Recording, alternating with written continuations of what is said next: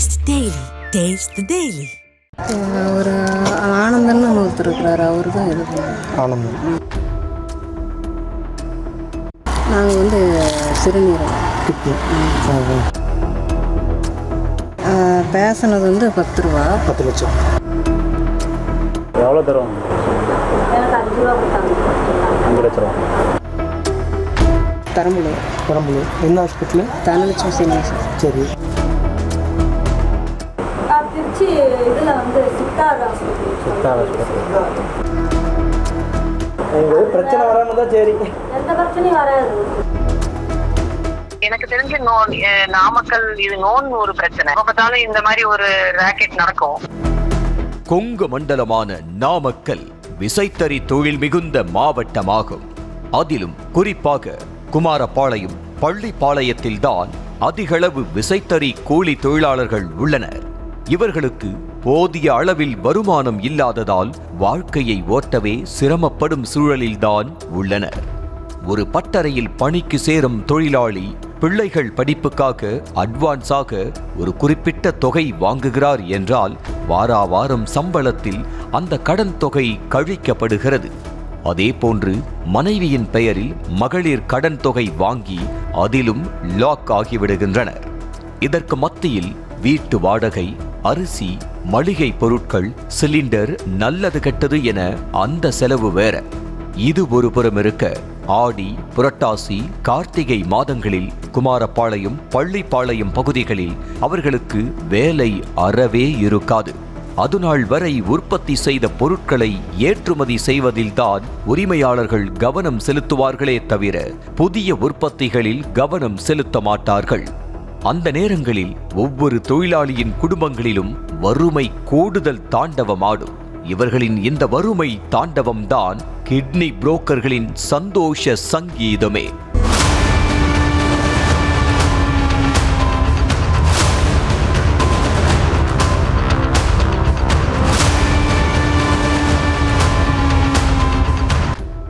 வறுமையில் உள்ள ஏழை பெண்களை குறிவைத்து அவர்களிடமிருந்து கிட்னியை எடுத்து விற்பனை செய்யப்படுவதாக அரசல் புரசலாக பேச்சு அடிபட்டுள்ளது. இந்த தகவல் உண்மைதானா என்பதை கண்டறிவதற்காக முதலில் பள்ளிப்பாளையம் சென்றுள்ளனர் நமது நியூஸ் தமிழ் செய்தி குழுவினர்.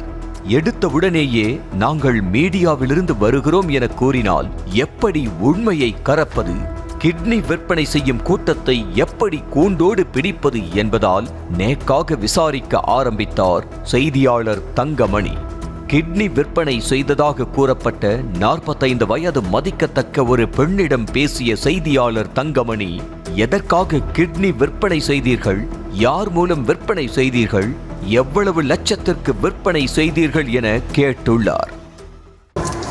எப்படி அவங்க பெரியமாக்கு கொடுக்கணும், அது எப்படி இது பண்ணுறாங்க அப்படின்னு கேட்டீங்க. ஒரு ஆனந்தன்னு ஒருத்தர் இருக்கிறாரு, அவரு தான் இது ஆனந்தம். நாங்கள் ஒரு தெரிஞ்சவங்க மூலியமா போய் கேட்டோம். என்னன்னு கேட்டீங்க? இந்த மாதிரி ஏதோ கொடுக்கலான்னு சொல்லி இது பண்ணியிருக்கோம். இது நீங்கள் கொடுத்தது என்னது? நாங்கள் வந்து சிறுநீரகம். அதனால் நாங்கள் அவங்க தெரிஞ்சு இங்கே இருக்குதுன்னு சொல்லி சொன்னாங்க. அப்புறம் அதனால் நாங்கள் அது மூலியமாக தான் அது மூலியமாக தான் போவோம். அவர் வந்து ஒரு பார்ட்டியர் இருக்கிறாரு. அவருக்கு அவங்க ஒய்ஃபு வந்து கொஞ்சம் கிட்னி ஃபெயிலியராக இருக்குது, அவங்களுக்கு கொடுக்கணும், எங்களுக்கு அமௌண்ட்டு வாங்கிட்டு இருக்கோம் அப்படின்னு. அதற்கு ஒருவித தயக்கத்தோடு பேசிய அந்த பெண், வறுமையில் தவித்த தனது குடும்பத்தை காப்பாற்ற தனக்கு வேறு வழி தெரியவில்லை. பள்ளிப்பாளையம் அன்னை சத்யாநகர் பகுதியைச் சேர்ந்த புரோக்கர் ஆனந்த் என்பவர் மூலம்தான் கிட்னியை விற்பனை செய்தேன், 10 லட்சம் தருவதாக கூறிவிட்டு கடைசியில் 5 லட்சம் தான் கொடுத்ததாக வெள்ளந்தியாக கூறினார் அந்த பெண். நீங்கள் என்ன இதுக்காக கொடுத்தீங்க? கஷ்டத்துக்காக. அவர்கிட்ட எப்படி போய் கேட்டீங்க? நாங்கள் ஒரு தெரிஞ்சவங்க மூலியமா போய் கேட்டோம். நீங்கள் யார்கிட்ட சொன்னீங்க இந்த மாதிரி நாங்கள் தரோன்ட்டு? நாங்கள் வந்து அந்த ஏஜென்ட் கிட்ட தான். அவர் பேர் என்ன? அவர் பேர் ஆனந்த். அவர் எங்கே இருக்கார்? ஆனந்துங்கிறவர் எங்கே இருக்கார்? அவர் அங்கே இதில் பள்ளத்தில் தான் இருக்கிறார். எவ்வளோ கொடுத்தாரு? அமௌண்ட் எவ்வளோ பேசுனது, எவ்வளோ கொடுத்தாரு? பேசுனது வந்து 10 ரூபா. 10 லட்சம். சரி, 10 லட்ச ரூபா பேசினாரு. 5 லட்ச ரூபா கொடுத்த மீதி எங்களுக்கு எதுவும் அவ்வளோதான் கொடுத்தாங்க. 5 தான் கொடுத்தாரு. மேலும் தன்னை போன்று இன்னொரு பெண்ணும் கிட்னி விற்றுள்ளதாக கூறினார். கிட்னி விற்றதாக கூறப்பட்ட அந்த இன்னொரு பெண்ணின் செல்போன் எண்ணையும் வாங்கி பேசினார் செய்தியாளர் தங்கமணி. ஆனால் உங்களை மாதிரி நிறைய பேர் கொடுப்பாங்க. அது எனக்கு தெரியாது. எனக்கு இது வரைக்கும் தெரிஞ்சு எனக்கு தெரிஞ்ச ஒரு அக்கா கொடுத்துருக்குறாங்க. உங்களுக்கு தெரிஞ்ச ஒரு அக்கா கொடுத்துருக்காங்க. அவங்க எந்த ஊர்? குமராபாளையம். அவங்கள அங்கே தான் கொடுத்துருக்காங்களா? அவங்க வேறு சைடு. சித்தார்னா இங்கே திருச்சி தான்டா.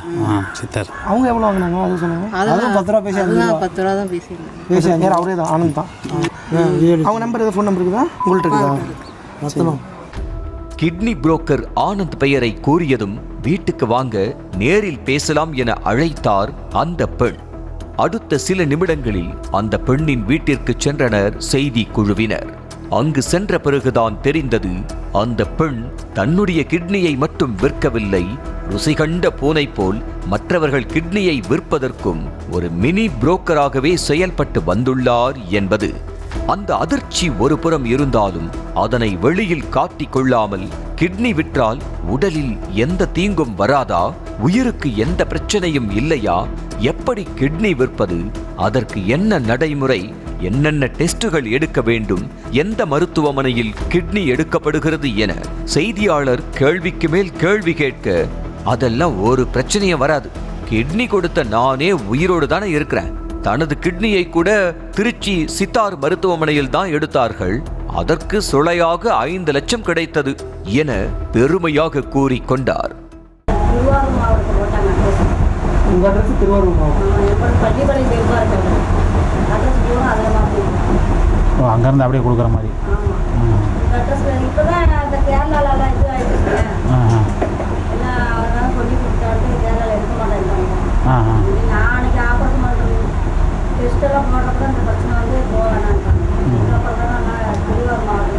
பிரச்சனை வராதுல்ல. ஒன்று மட்டும் கொடுத்துட்டா ஒன்று சேஃப்டி நல்லா இருக்கும். வேறு எந்த தொந்தரவும் வரதில்லை. ஹாஸ்பிட்டல் கவர்மெண்ட் ஹாஸ்பிட்டலா இல்லை தனியார் தானே? எங்களுக்கு கொஞ்சம் பயமாக இருக்குது. கவர்மெண்ட்டுக்கு பணச்சிக்கலாம் இல்லை. இப்போ இதில் கவர்மெண்ட்டு நம்ம போத்த வழியில் இருக்குமே, அதெல்லாம் எதுவும் போத்தாது. இங்கே ஏதாவது டெஸ்ட்டு ஆனந்தான் எடுத்துருவார், எடுத்துடலைன்னா கொடுத்து பார்ப்பாரு. அப்புறம் அதெல்லாம் கொடுத்துருவாரு. எவ்வளோ தருவாங்க? எனக்கு 5 ரூபா கொடுத்தாங்க. 5 லட்ச ரூபா. கிட்னி புரோக்கர் ஆனந்த் ஏழை பெண்களை எப்படி ஸ்மார்ட்டாக குறிவைத்து தனது வழிக்கு கொண்டு வந்துள்ளார் என்பதே குறிப்பிட்டு சொல்லக்கூடிய ஒன்றுதான். டீ கடைகளில் நின்று டீ குடிப்பது போல அங்குள்ள ஆண்களிடம் பேச்சு கொடுப்பாராம் புரோக்கர் ஆனந்த். வேலையில்லாமல் எப்படி குடும்பத்தை நடத்துறீங்க, எப்படி சமாளிக்கிறீங்க, உங்கள் பாடு கஷ்டம்தான் என கேட்டதும் ஏற்கனவே கடனோடு நொந்து போய் உள்ள ஆண்களும் என்ன செய்வது என புலம்புவார்களாம். அவ்வளவு சீக்கிரத்தில் புலம்பாத ஆண்களே வறுமையின் வீரியம் தாங்காமல் புலம்பும் போது பெண்களை சொல்லவா வேண்டும், ஒப்பாரியே வைத்து விடுவார்கள் என மனக்கணக்கு போடும் கிட்னி புரோக்கர் ஆனந்த் விசைத்தறி தொழிலாளர்கள் குடியிருக்கும் வீடுகளுக்கு அருகே சென்று விடுவாராம். கந்துவட்டிக்கு வேண்டுமானால் 1000-2000 வாங்கிக் கொள்ளுங்கள் என அக்கறையாக பேசுவாராம். அதை வைத்து வயிற்றை தான் கழுவலாம், மொத்த கடனுமா அடையும், நிம்மதியாகவா இருக்க முடியும் என கவலை பெருமூச்சு விடுவார்களாம் பெண்கள். அப்போதுதான் தனது பிளானையே நேக்காக நிறைவேற்றுவாராம் கிட்னி புரோக்கர் ஆனந்த்.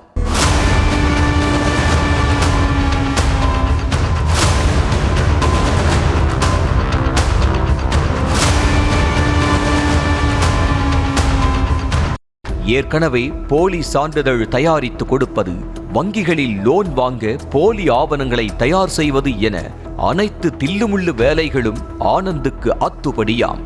அப்படி ஊருக்குள் பேர் வாங்கி வைத்துள்ள ஆனந்த் கிட்னியை வேண்டுமானால் விற்றுவிடுங்கள், மொத்த கடனும் அடையும், அதே நேரம் கையிலும் கூடுதல் பணம் கிடைக்கும் என கூற, ஐயோ அது தவறில்லையா என ஆரம்பத்தில் பெண்கள் கேட்டாலும் ஒரு கட்டத்தில் உயிரா போகிறது, ஒரு கிட்னி இருந்தாலும் நிம்மதியாக வாழத்தானே போகிறோம் என நினைத்து ஆனந்தின் பிளானுக்கு சம்மதிக்கிறார்களா.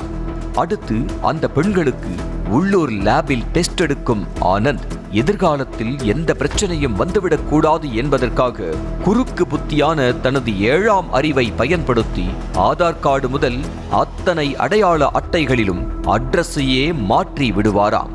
அத்தோடு கிட்னி கொடுக்கும் பெண்ணுக்கு உறவினர் முதற்கொண்டு அவரே ஏற்பாடு செய்து அவரது முகவரியையும் பக்காவாக மாற்றி விடுவாராம். அப்படித்தான் பள்ளிப்பாளையத்தில் உள்ள 2 பெண்களை அழைத்துச் சென்று சத்தம் காட்டாமல் கிட்னியை எடுத்துள்ளாராம் ஆனந்த். கூட வேலை செய்யணும், ஒரு நாளைக்கு 500 ரூபா சம்பளம். எனக்கு அவன் எங்கே போசலாம் போகணும், பால் காய்ச்சி வேலை பண்ணலாம், ரேஷன் கார்டு, ஆதார், இது வேலைக்கு போனாக்கா நான் போயிட்டு வரணும். போனாக்கா 500 ரூபா சம்பளம். இது டூப்ளிகேட்டாக மாற்றி தந்துருவார். டூப்ளிகேட் இப்போ வந்து ஒரிஜினலாகவே ஆகிப்போச்சு. அப்பாவி போல் பேசும் ஒரு பெண்ணுக்கு பெரம்பலூர் தனலட்சுமி சீனிவாசன் மருத்துவமனையிலும், சிறுநீரக சேல்ஸில் குட்டி புரோக்கராக செயல்படும் இன்னொரு பெண்ணுக்கு திருச்சி சித்தார் மருத்துவமனையிலும் கிட்னியை எடுத்துள்ளாராம் ஆனந்த்.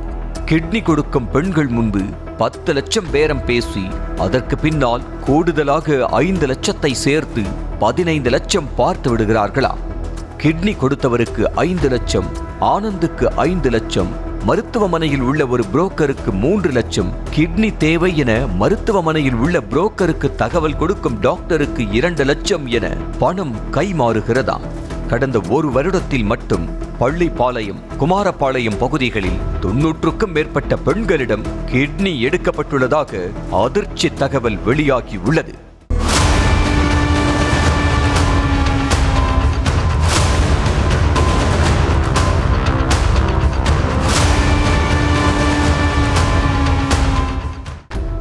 பணக்கஷ்டத்திற்காக கிட்னியை கொடுத்துவிட்டு ஒற்றை கிட்னியுடன் வாழும் பெண்கள் யார் யார்? புரோக்கர் ஆனந்திற்கு பின்னால் பெரிய நெட்வொர்க் உள்ளதா? புரோக்கர் ஆனந்திடம் தனலட்சுமி சீனிவாசன் மருத்துவமனை மற்றும் சித்தார் மருத்துவமனைகளில் யார் கிட்னி கேட்டது? 2 மருத்துவமனைகளிலும் உள்ள புரோக்கர்கள் யார்? கிட்னி விற்பனைக்கு பின்னால் உள்ள மருத்துவர்கள் யார்? தனது தாய் மற்றும் தந்தையின் பெயரை இணைத்து தனலட்சுமி சீனிவாசன் என்ற பெயரில் மருத்துவமனை நடத்தி கொண்டிருக்கும் மண்ணச்சநல்லூர் திமுக எம்எல்ஏ கதிரவனுக்கு இந்த கிட்னி திருட்டு பற்றி தெரியுமா? சட்டவிரோதமாக கிட்னி எடுத்ததாக கூறப்படும் மருத்துவமனைகளின் லைசென்ஸ் ரத்து செய்யப்படுமா? கிட்னி திருட்டுக்கு மருத்துவத்துறை அதிகாரிகளின் பதில் என்ன என பல கேள்விகள் எழும் நிலையில் மாவட்ட ஆட்சியர் துர்கா மூர்த்தி கூறியுள்ள பதிலோ கூடுதல் அதிர்ச்சியை கொடுத்துள்ளது. பள்ளிப்பாளையம், குமாரபாளையம் பகுதிகளில் கிட்னி திருட்டு நடந்துள்ளது. சம்பந்தப்பட்ட பெண்களே அதை ஒப்புக்கொள்கின்றனர் என செய்தியாளர் தங்கமணி கூறிய போது, கிட்னி திருட்டா, என்ன சொல்றீங்க என அதிர்ச்சியோடு மாவட்ட ஆட்சியர் துர்கா மூர்த்தி கேள்வி எழுப்புவார் என நினைத்தால் எந்தவித சலனமும் இல்லாமல் கிட்னி திருட்டு எப்போதுமே நடக்கும் ஒன்றுதான் என இயல்பாக பேசினார். செய்தியாளர் கூறுவதை கேட்டு கலெக்டர் ஷாக் ஆவார் என எதிர்பார்த்தால் கலெக்டர் பேசியதை கேட்டு செய்தியாளர் தான் ஷாக் ஆனார். மேடம், இந்த நாமக்கல் பள்ளிப்பாளையம் குமராபாளையத்தில் விசைத்தறி பெண்மணிகளை குறி வச்சு இங்க இருக்கின்ற புரோக்கர்கள் வந்து அந்த கிட்னி விற்பனையில ஈடுபட்டிருக்காங்க. பள்ளிப்பாளையம் குமாரபாளையமா? ஆமாங்க மேடம். அவங்களுக்கு வந்து 5 லட்சம் 10 லட்சம் ரூபாய் வரை பேரம் பேசி அவங்கள வந்து ஆசை காட்டி கிட்னி இது பண்ணியிருக்காங்க. சரிங்க. அதாவது நடவடிக்கைகள் இது நம்ம எடுக்கணுங்களா மேடம் இது சம்பந்தமா? இதுக்கு ஸ்பெசிஃபிக்கா ஏதாவது கம்ப்ளைண்ட் இருந்தா அனுப்புங்க சார். எனக்கு தெரிஞ்ச நாமக்கல் இது நோன் ஒரு பிரச்சனை இல்லீங்களா? ஆமா மேடம். எப்ப பார்த்தாலும் இந்த மாதிரி ஒரு ராக்கெட் நடக்கும்.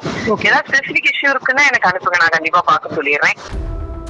ஆனாலும் கிட்னி கொடுத்த பெண்கள் பேசும் வீடியோவை அனுப்புங்கள், அதை பார்த்துவிட்டு என்ன நடவடிக்கை எடுக்க வேண்டுமோ அதை செய்வதாக கூறினார் மாவட்ட ஆட்சியர் துர்கா மூர்த்தி. அது ஒன்றுதான் சற்று ஆறுதல். இல்ல, அவங்க பெண்மணிகளே வந்து பைட் கொடுத்திருக்காங்க. இது மாதிரி எங்கள்ட்ட இருந்து கொடுத்திருக்காங்களா? ஆமா ஆமா, பிரைவேட் ஹாஸ்பிடல்ல வந்து எனக்கு அனுப்புங்க சார். அது என்னன்னு அனுப்புங்க, நான் பார்க்கறேன். Okay madam, okay madam. News Tamil செய்திகளுக்காக செய்தியாளர் தங்கமணி. Taste the Daily.